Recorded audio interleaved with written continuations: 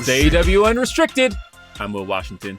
I am with Aubrey Edwards. Hello. And look, we just came off of one of the biggest pay-per-views of the year. We say that every pay-per-view, but I feel like it becomes more and more true every time. Well, the thing about Dynasty is it was a new one, and we had a lot to prove. And I think that we set the tone for exactly what that event can be going forward. And just coming off of Jacksonville, which is becoming now one of my favorite places to hit.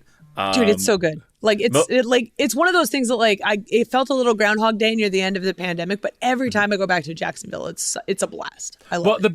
The thing for me is part of it is like the experiences that you got to have, where everybody always tells me as soon as I come in, they're like, "Oh, have you hit the fourth floor yet? Like, have you done it?" Yeah, and everybody tells me about the experiences that, I have to experience this thing now. They're like, "Okay, you've officially popped your AEW cherry. Now you're really here. Now you're really a part of this company." So, that's what I think Jacksonville has really gotten to do for me. And so, and then of course we're back for Collision this week. And it's been a great time. So I am happy, and I always am happy every time somebody gets to work Jacksonville for the first time. Yes. And of course, since our last run there in January, we've had a few names show up. So it was also just cool for them to get to experience Daly's Place for the first time. So that's really such a cool venue. It's just like you forget that it's outdoors and it's an amphitheater. And you're performing in a stage setting. It just changes the feeling and the dynamic of everything. Well, and the other thing too is this was my first time experiencing in daylight savings time because last time was during winter, so it was like the sunset. It's like really cool. But anyway, we've got an AEW Unrestricted to get to. We've got a show to do here. And hey, Aubrey, do you know who our guest is today? I think I know him. Well, you should, Aubrey, because he is the one, the only, the rated R superstar, Adam Copeland. Adam, thank you for finally being here on AEW Unrestricted. It's great to have you. I know. I felt like you finally got me with the Wonder Woman lasso of truth, and you hauled me in for this. And no, I'm just joking. It's been nuts, but we're getting it done. We're getting it. Yeah. Look. Okay. I have to say, I have watched your entire career. I probably know it fairly well at this point. And so I don't even know where exactly I want to start, because it's like I could easily start with the AEW stuff, but I'm like, but there's 10,000 questions I've probably always wanted to ask you. So I do want to start AEW wise. All right. I want to start at WrestleDream Seattle, because that was a moment. That was something that I think everybody was looking forward to, was excited for. It was one of those things where I think most astute fans knew that Metalingus wasn't a song that was exclusive to one location. Sure. But it still felt surreal to hear it anywhere but where we've heard it before. And all of a sudden it's here's Adam Copeland. But it's Adam Copeland exactly as we know him. We don't have to make any concessions here. Here he is. And what was that moment like? How did that feel coming through that curtain? It felt really good. It was strange, for sure. It was all very new to me because I've been used to one thing for so long. So it was nice to be able to bring Metalingus with me, just to have that little bit of familiar, easy for me to say, something familiar. Marbles in my mouth. So that was cool. And luckily being friends with Alter Bridge and those guys, anytime I've called, they're like, yeah, sure, just take it. And that song, actually, I've always felt the lyrics meant something, and there's something I could relate to. So that was huge. It was a crazy day. I'd been kind of sequestered out in Everett, just kind of hiding out, just getting DoorDash and just waiting, wanting to get moving on it. I had flown in and met up with Darby, and we just, with Giancarlo, we just started guerrilla filming this idea, this treatment that I had. And I had heard Darby was the guy for that. So I just cold called him, said, hey, Darb, man, nice to meet you. I'm coming to the company, and can you get me a muscle car?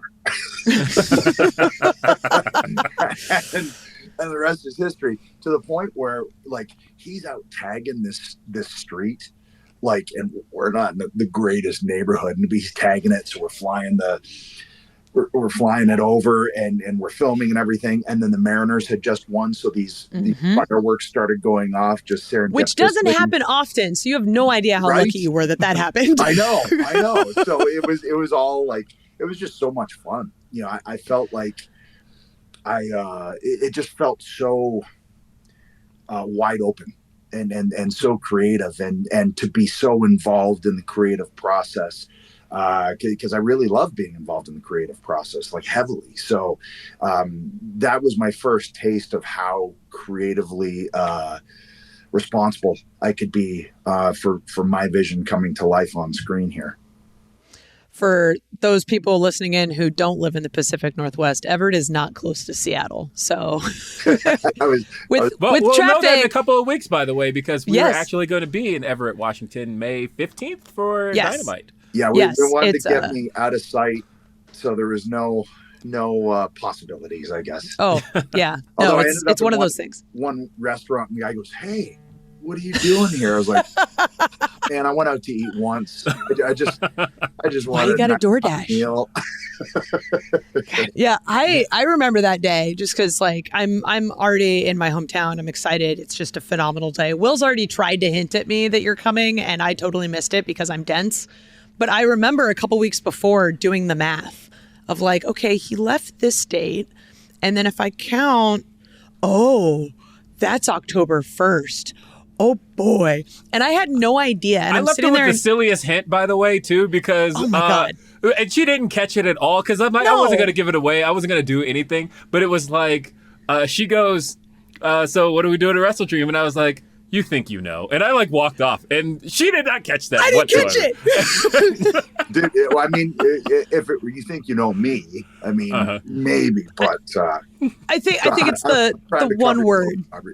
Yeah. No, it was great too. And you know, it's funny you talked about the meaning of that song to you, by the way, because like it's weird in my head. It's hard to believe it's been 20 years, but that's still like the new Edge music to me, right? Because you know that's like in my head. Like I remember it vividly. It was Christian Cage versus Hurricane, and you had interrupted to promote the book. To promote my book, yes. Yeah, to promote the book, and you showed up with new music, and I wonder why Christian hates me. Yeah. Literally debuted new music in the middle of his match. Yeah. So. Like I said, it has stuck with me for forever, but it still in my head feels like the newer song. But you've had it; it's a song that everybody associates with your career. We just saw in Toronto, the audience singing along with it. Oh my God, it's great. Yeah, it's taken on a life of its own, which is so cool. You know, it's so fun to have it be that interactive, I guess, and for me to connect with something, and it feels like people over the years have really kind of actually paid attention to the lyrics and went, oh wow. And it almost feels like each incarnation and each new chapter that happens, it almost fits even more. Like it's grown with me. And I've always said, to me, music is one of the most important aspects of your presentation. It really is, because it sets the tone, it sets the mood, it causes the explosion, it causes whatever that explosion is, negative or positive. To me, it starts everything, because the minute you come through and your first scene, that's when the presentation starts. That's when your package is being, you know, shown to the world and what you want to put out there. So it starts with the music. And I just think of when I was a kid, and when certain guys or girls' music would hit, and I'd be like, oh, okay, it's on. And so it's always been very important to me. I've always been very hands-on with the music, with the visuals, and really the whole presentation. I love it. It's one of those things, like, it's such a part of you and who you are as a wrestler and the history that we've seen for so long. But now you're Adam Copeland at AEW. So you get to bring this part of you with you. But what has sort of been your favorite part of discovering who you are in the AEW space? more than anything, I never introduced myself as any other name besides Adam. If I meet somebody, right. Hey, Adam, nice to meet you. I've played a bunch of different characters. One I just happen to play for a long time that people are really used to.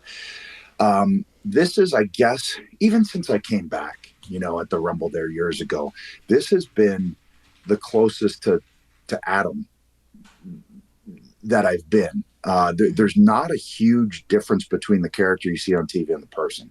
Obviously ramped up. I don't run around attacking people in the streets, but that we know of. Sorry? That we know of. Yeah, that I've been charged for anyway. But more than anything, it's just, the story. My story. Everybody knows the surgeries. Everybody knows the injuries. So kind of once you know that, and once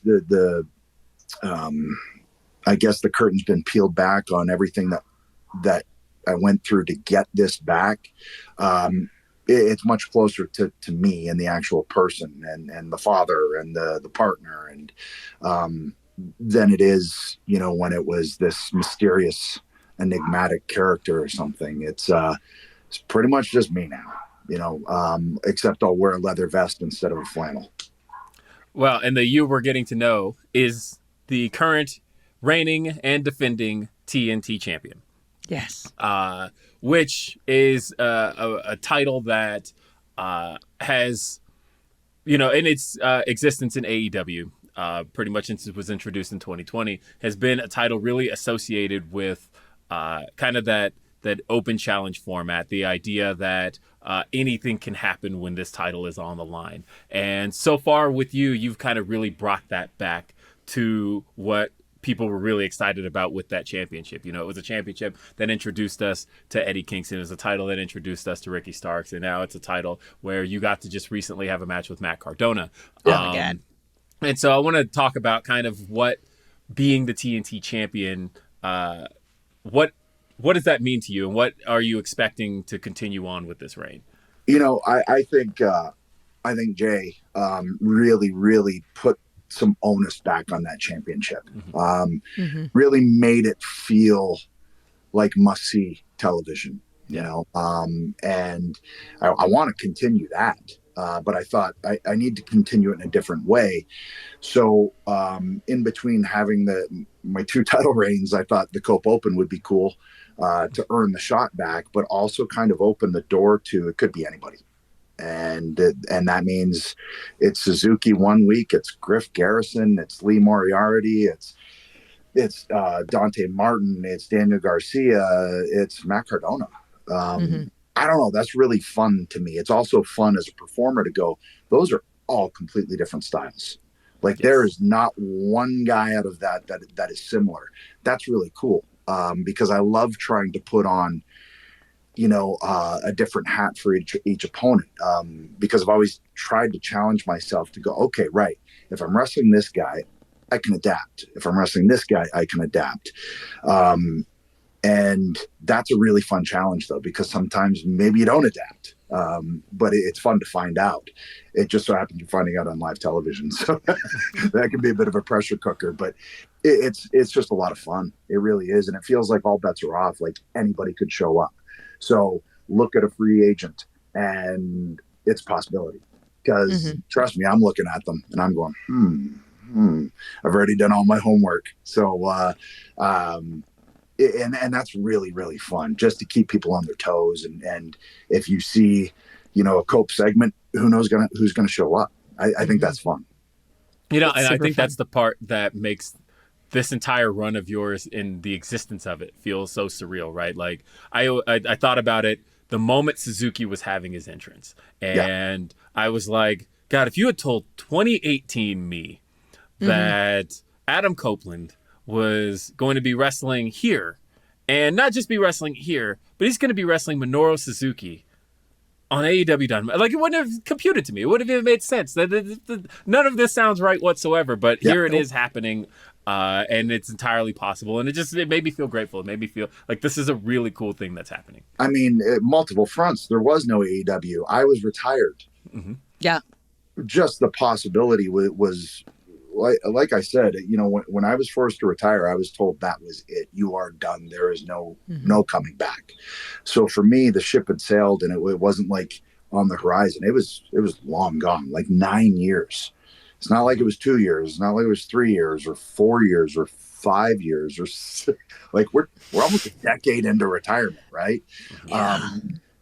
So that was that. It just all of this has been such a second act, I guess, really. And what's been really fun about it is that I feel like I brought back more mentally with me. And, physically, I might not be able to do some of the things my brain wants to tell me, but I feel like because of my experience, but not just experience in the ring, more my life experience now, raising kids, going through that type of injury, and then turning to acting and doing, like 100 episodes of television while I was retired. That really helped me bring some different tools into my bat belt, my utility belt to bring back with me. That's been really fun to explore. And it's almost made me enjoy the art of the promo more than the matches at times, realizing the importance of that and what a storytelling tool that we have at our disposal if we can try and really master this thing. And there's no fully mastering it, but getting as close as you can and finding your voice in it, I think is really, really important. And what's been really fun too is just sitting down with younger talent and if they want to pick my brain, I've told everybody I'm wide open. I am here. Here's my number. It might take me a day or two, because kids, life, dogs, all that stuff, but I'll get to it. And I'll watch it, and then we can sit down and peel it apart together, and that's a really fun process, just to see light bulbs start to go off for people. Go, ooh, okay, I'll try that. Hey, and it might not work for them, but give it a shot and see if it works for you. This has worked for me. Oh man, there's so many things you said that I want to talk more about, and I'm so excited. But we got to take a break real quick, and then we'll talk more when we come back here on AEW Unrestricted. AEW Unrestricted, Aubrey Edwards, Will Washington, Adam Copeland. We've got so many things we've talked about. I'm already sitting here just fully inspired by this conversation. We've got 2 full more segments to come up. So you had touched on a little bit before the break that you got really into acting and doing TV and over 100 episodes of television while you were retired. What was that process like getting into acting, and what has that brought to you from a wrestling perspective? I didn't fully realize what it brought to me until I came back. But acting was a happy accident. I never had aspirations. I never wanted that to be my career. I was pro wrestler. That's it. That was the end game, and that's all I ever wanted to do. But when you're told you can't do it, got to wrap your mind around some stuff. And luckily, executive producer for a show called Haven, film, they saw my retirement speech and they said, "Can we get that guy?" Went out there, and one episode turned into 41. And in the process, I learned, wow, this is really awesome. This is a cool gig. It's not wrestling. You don't have that instant gratification to know if what you're doing is working, if people are picking up what you're putting down. But it's still very creative, and it's still tapping into that creative vein. And I need that. I think anybody who's involved in wrestling is a creative person. So it became kind of my place to still get that out, and fell in love with it, started putting work toward it. I just talked to directors. I'd talk to, the DP and go, okay, why are we lighting this way? Why are we doing this? Or why are we doing this angle? Why we get, and talking to other actors and saying, why'd you make that choice? Not questioning it, but wondering why. Learning. Yeah. And to the point where it's probably annoying people, but that's what I did in wrestling. I just asked questions. If I was on an indie show and Bad News Brown was on it, I was going straight to Bad News and going, okay, what do you got for me? Because my ears are wide open. And I wanted to be the same way on a set. And in coming back to wrestling, I realized how many different things that I could use, because as much as they're different, they're still the same tree. They're just kind of different branches, right? And it was fascinating to kind of come back, like I said, with a promo and realize how to use movement, how to use stillness, to make it mean more, how to use your eyes, because everything is pulled with these things. And so often in wrestling, we get caught up in moves and spots and, sequences or whatever the terms are nowadays, but give me these all day. And I'm going to get more across with those than I will by doing a shooting star. Plus I can't do one. So there's that, but yeah. It's crazy because like I have 20 years of ballet experience, and you saying the eyes, it's like we were frequently told during rehearsal, it's like, okay, what are your eyebrows doing? Yeah. It's every little thing. You don't realize how every part of you encompasses the story you're telling until you think about like, well, where are my fingers pointing when I'm doing this scene? Yeah. What am I looking at? What is my body language? Where is the camera coming in from? It's just fascinating stuff. And it was a learning curve when I first started acting. I've told the story before, but there was a director, her name is Lee Rose. And we were doing some of my first close-ups, and I was just doing the wrestling thing. This is what I know, right? And she came up to me after the take. She goes, what you doing with your eyes there? And I went, I don't know. What am I doing? She goes, you should stop doing it. And I went, okay, well, show me, because I have no idea what you're talking about. So she pulls me back to the monitor, and we're looking. I was like, oh Lord, I look like a madman, because it's right here, and my eyebrows are and my eyes are and I'm like, oh, I'm going for a football stadium, and this isn't that. Like you can see my nose hairs, so I got to pull everything back here and make sure that I don't look like a maniac, because the scene doesn't call for that. So it took some getting used to pull everything back.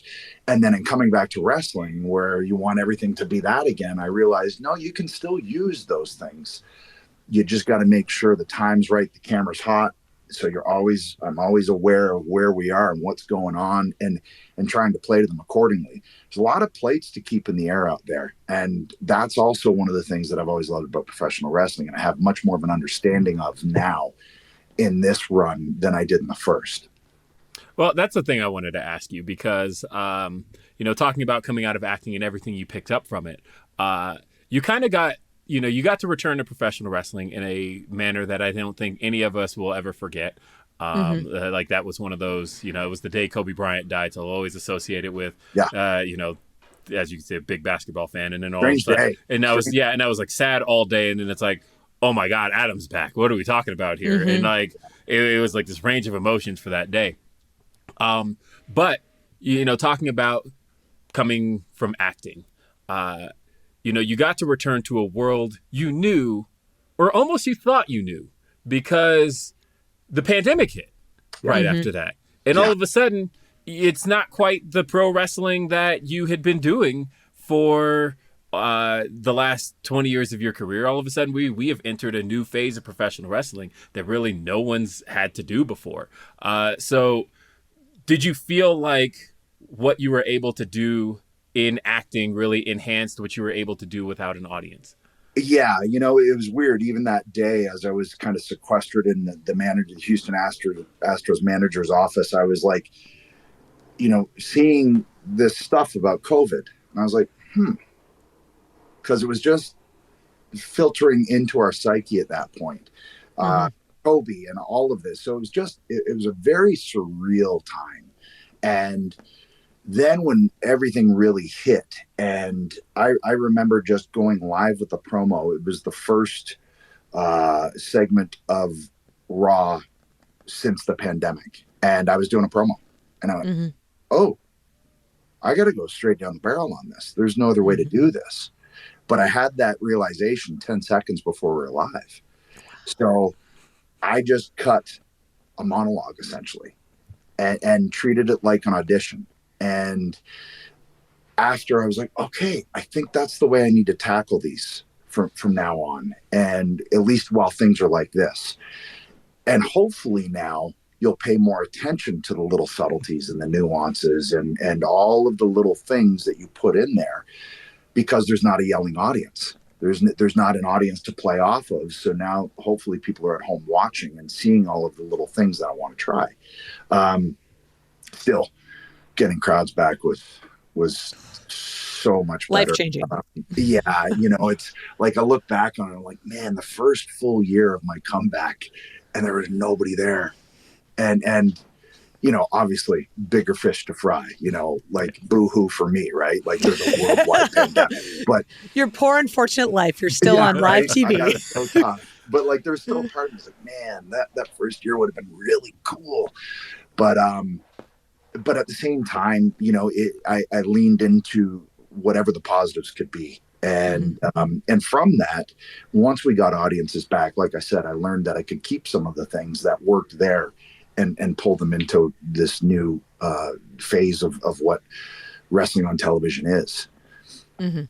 Man, yeah. It's such a weird time to think that it was so recent, but it feels like forever ago. It feels like decades ago already. Right. It also just shows how adaptable we are as a human race to soldier on. And but yeah, it feels like a long time ago, and I'm glad it does.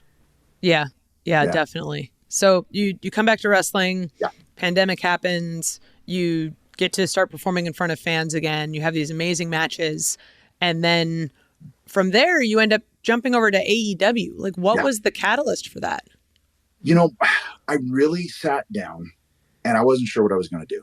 I had a match that I loved with Sheamus in my hometown, and about halfway through that match, I was like, this could be it. There's a very good chance this could be it, because I feel really good about this. But I knew I needed to like get away from the emotions of the night, sit down when I got home, put my flannel on, and just sit in my rocking chair and think, right? Get a cup of coffee, sit with my girls, and just say, so what do you think? What should Dad do? And what I said in the promo was true. They said, go be with Uncle Jay and have fun. And not that I wasn't having fun, but I truly felt like I could help more with AEW and be allowed to help more.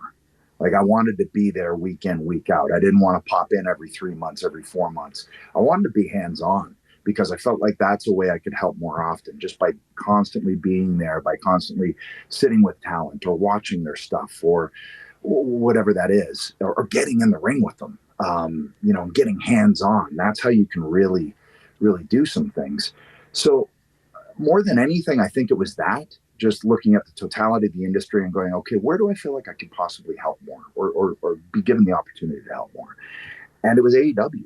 And then I looked at the roster. And that, for me, was a biggie, because I just started running down the list, and I was like, oh, my God, like, all of these people I've never worked with, I've never wrestled.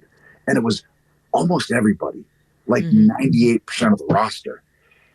That's insane. Like, even guys that you would assume, like me and Samoa Joe, we've never been in the ring. It's wild. That's crazy, right?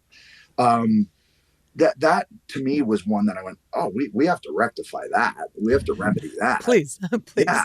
And like Hangman, because I love his stuff. And Moxley and I have never touched. And this incarnation of me and this incarnation of him, ooh, man, I'm jonesing for that one. And then you got Swerve catching fire, who I've always, you know, him and I have always had a great relationship, and I've always seen what I think everybody else is starting to really grasp onto now. FTR, the Bucks, you know, like Claudio and I have never been in a ring together. Like, how the fuck? Right? Like, how has that happened? Like, even Brian and I have only had one singles match. It was like 4 minutes long, and then we you know, had a triple threat, but that's it. Like, we've never had a proper these guys one-on-one.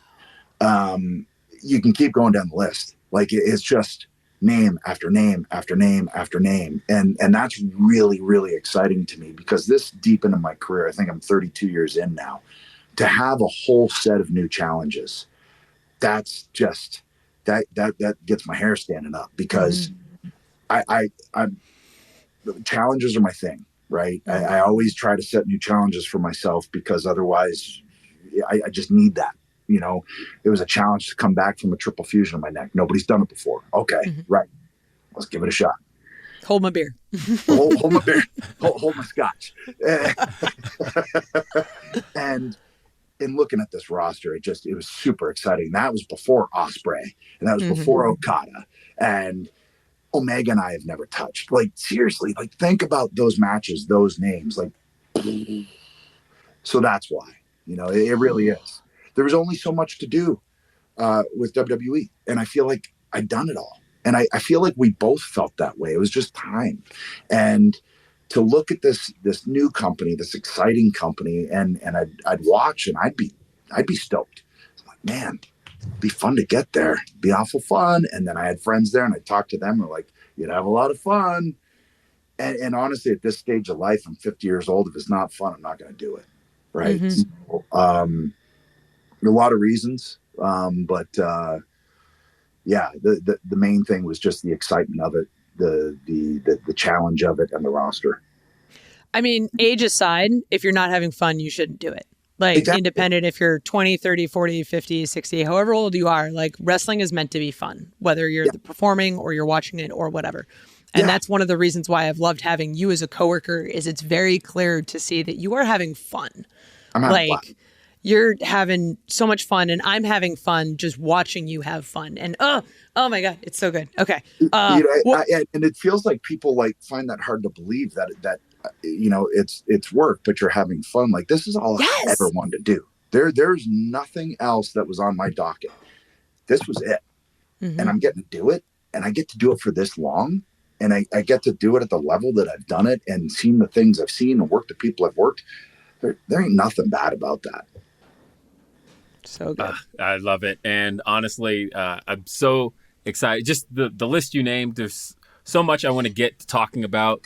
And it'll be on the other side of the break, because we're going to get there right here when AEW Unrestricted continues. AEW Unrestricted. It's Aubrey Edwards. It's Will Washington. And we're with our guest of honor. He is the one and only rated R superstar, Adam Copeland. Cope. I'm getting really adjusted to saying Cope. I see it on all your gear. I see it on your shirts. I'm like, Cope. It's sticking with me. Like, I was talking with Mike Mansuri the other day, and he's like, I know him as one thing, and it's all I'm going to know him as. I'm like, no, Cope, I'm going to stick with Cope. I know Cope, and I can get with Cope. Yeah, I was just like, okay, if I'm looking at a marquee, Adam Copeland versus Sting. Cope versus Sting now. Okay, that feels a little sexier. Yeah, maybe not the right word, but I don't think anybody would term me in versus Sting sexy. But you know what I'm saying? It jumps out. I like it. I genuinely do. It has already grown on me. One of the things you mentioned, though, was kind of giving back. And it's one of my favorite things to watch, actually, backstage. I sit back and I observe it because I think it's really cool when, after somebody's match, I watch you sit with them and talk about what you saw, what you felt they could have worked on. I watched after the ladies had the street fight just a few weeks ago, and you were talking with every single one of them about, and it was a great street fight. But you were talking with every single one of them. And it's one of those things that I think everybody at some point, I think, feels that they would like to give back to the business at some point. And getting to watch you do that has been really cool to see. And I see it every single week. And for those who don't know, this is just something that Adam Copeland does. And it's really great. I had plenty of examples that showed me that that's what you should do. Like I said, over the years, if I saw Bad News Brown, or if I saw Rick Martel, or if I would just pick their brains, and I think they saw that it was genuine, that I really did want to know, what do you got in there? Please fill me in, because you've been places that I want to get to. And I've watched matches of yours that caused me to feel, and I want to make people feel. So how'd you do it? If I can be any small cog in the wheel of making someone better at their craft, great. Or even just open their eyes to something, or open their ears to something, because it's a collaborative thing. And I don't know if my experience over the years can in any way help, then that's another reason why I signed with AEW, because I truly thought, okay, with my experience, I could help some people that I see are right on that cusp. Or like I see it. I'm like, ooh, I don't even know if they see it yet, but I see it. That's fun. It's really fun. And like I said, I had so many people over the years between, the Bad News and the Rick Martells and the Michael Hayes and the Pat Pattersons and the Tom Pritchards and the Dory Funks and the Bret Harts. Like all of those people took their time to sit with me, to teach me, to talk to me. And I'll never forget it. Like those lessons are imprinted in my brain for life. And it really is fun to sit down and just, chop it up with some young talent. And I love sitting down and talking to Daniel Garcia and dude, and even when we wrestled, I was like, try this, feel this out. How'd that feel? That's really, really fun. It's really, really fun. When I wrestled Dante, I was like, okay, dude, so here's the story I want to tell. Your strength is flying, so I want to take away your equilibrium. I'm going to work your ear. I was like, how do you feel about that? He was like, you could tell he was kind of thrown off, but I was like, I just want to try it. I just want to see. And it was so much fun just to give it a try and see what sticks, I think that's always been a part of this that I've really loved, is just sitting down and collaborating and either helping or being helped. So you're doing all these great things for our up and coming roster, and you're implanting this amazing kind of feeling of growth amongst all of us. Like, I know, like, you and I haven't sat down to like download after a match, but I distinctly remember like you and Garcia talking afterwards, and I'm just sitting there like soaking in everything like a sponge. And I'm just like, this match was great. Now let me learn everything about how all of them approached it and thought about it and whatnot. So on the other side of that, you're working with someone who you've known for years in Christian Cage. Yeah. And I was sitting at home watching this I Quit match where you got the title back because you had the title before. It ended up being the shortest reign in company history, but you got the title back. How do you approach something like that when you've known someone for so long and you have all this history together, as opposed to all of these other matches you're doing in the Cope Open?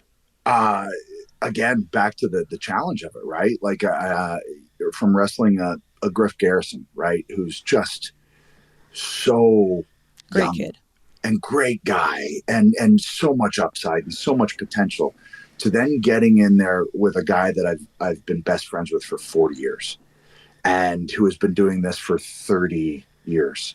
So between us, we got over 60 years of experience in there. That's just, I always say, like, it's pure bliss, or it's almost pure joy when you can just fully be in the moment and you can fully you're taking everything in. You're taking in crowd reactions. You're taking in just every little bit because you have time to, because there's no thought. You're just doing.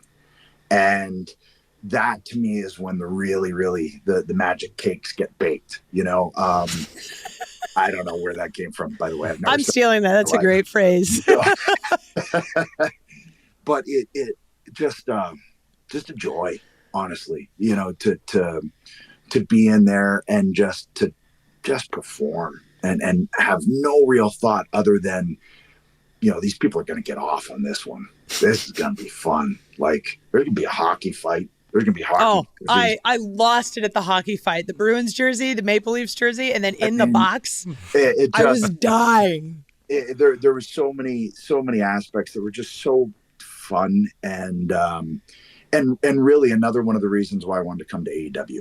I wanted for us to get our proper chance to tell this story that I don't feel like we were ready when we had the chance before, 20 some odd years ago. I felt like now, the performer that he is now, the performer that I am now, I knew it was just going to be so much different. And it's exactly the way I felt it would be. And then some, just so much fun. And then to get in there with Cardona, who I'd never wrestled before, teamed with plenty of times, but to see and feel his growth, because he blew me away with just how much of a professional he is, how polished he is, how good he is. Again, it was one of those moments where I could just totally be in the moment and just soak it all in and hear it all and feel it all. Man, nights like that that's why you do it. It really is. And it's nights like that those are the things. It's like, this isn't work. No. It's really not when it's like that.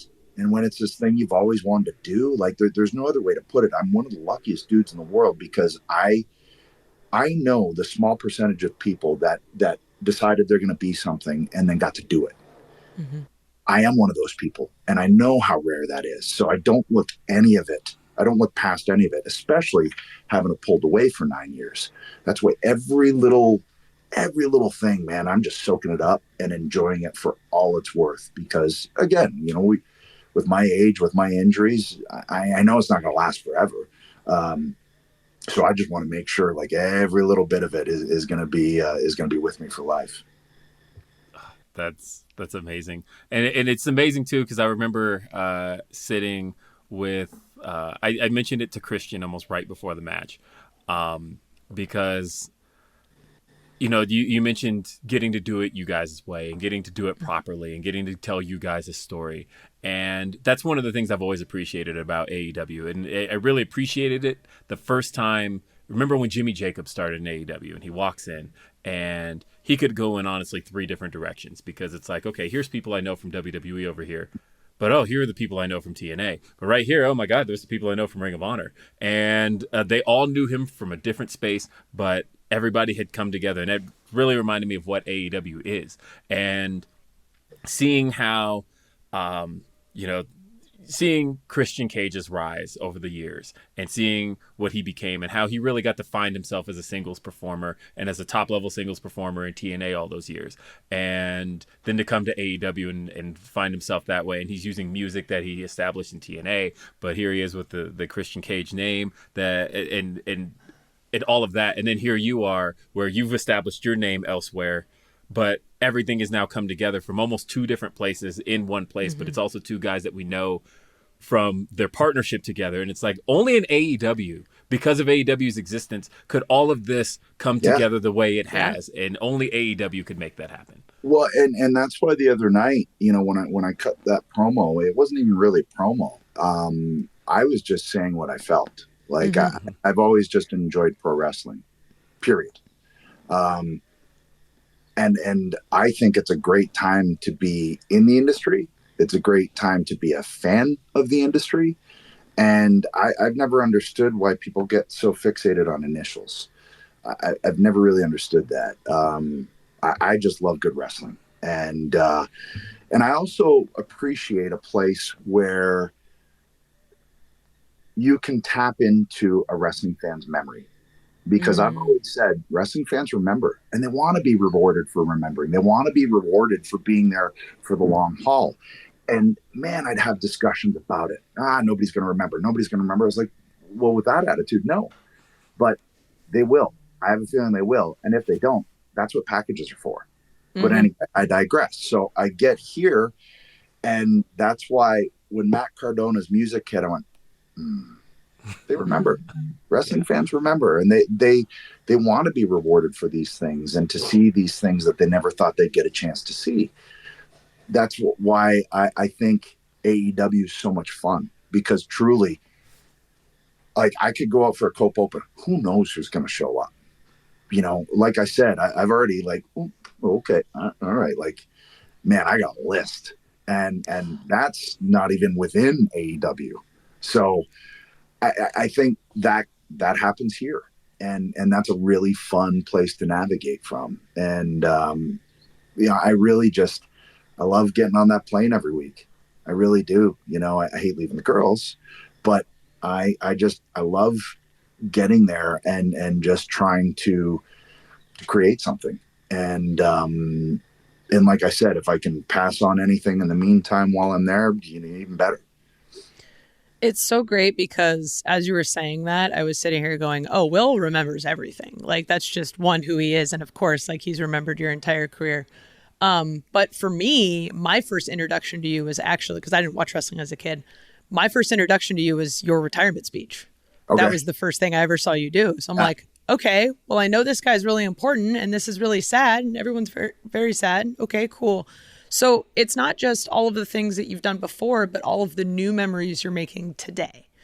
And that's one of the things that I love seeing you interacting with the fans, is like this moment that doesn't exist outside of this present moment that we're all going to remember forever. Yeah, I mean,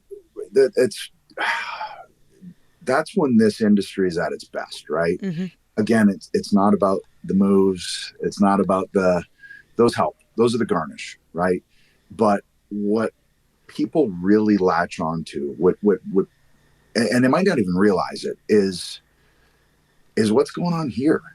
Mm-hmm. And that's how you make moments. You know, moments are the things that are actually remembered more so necessarily than moves. Now, you'll have your stuff here and there that will be replayed and replayed and replayed. And there are those, don't get me wrong. But if you do that all the time, then people get desensitized, and then what, right? So I know that Spirit of Jeff Hardy is going to be played forever, right? And that was a move. But when I really caught on to what made the difference, it was when I started paying more attention to here than to the moves. Mm-hmm. And that creates moments, that creates memories. Yeah, I mean, it's like so many times, like I remember Omega and Brian, and what I remember most is before they locked up. Mm-hmm. Absolutely. They're just standing there. I was in that crowd, and I remember, you always remember how wrestling made you feel, and I remember being in that crowd for that, and just that feeling of, it was so my God, these two are locking eyes with each other, and I can't believe this is happening. And I agree with you. It was a moment, before Christian and I like locked up the other night. It was like, ooh, I'm feeling that. I'm feeling that. Those are moments, and you as a performer, you feel them too. I mean, there's no way around it. Like if you're in the vicinity of that, you feel it. It's special. Yeah. And that's the beautiful thing about this. I've always related to like stand up. If you go see somebody in stand up and their set is killing, right? And you're feeling it, you're all in this thing together. But if you're bombing, better try down this path. It's the same with the match. It's the same with the story. Or like a set list with a band. I've always appreciated, I'm wearing a Pearl Jam shirt, but I've heard Pearl Jam call their set on the fly. That to me is amazing because they're reading the room. Mm-hmm. And there's very few industries where you can do that and have that kind of interactive, kind of reciprocal relationship. And I just find that so fascinating. It's the human dynamics and understanding what moves a large audience and, or what moves one person. It's really, really fun to dive into. And I'm constantly reading books on it and trying to grasp how the mind works. It's fun because you can pull it back into this. Adam Copeland, this has been an amazing conversation. I wish we could do this for another 45 minutes, but I really appreciate you taking the time. I have verbal diarrhea. So. No, it's good. It makes it easy on us, man. Yeah. I'm just sitting here just like loving my job even more listening to you. So.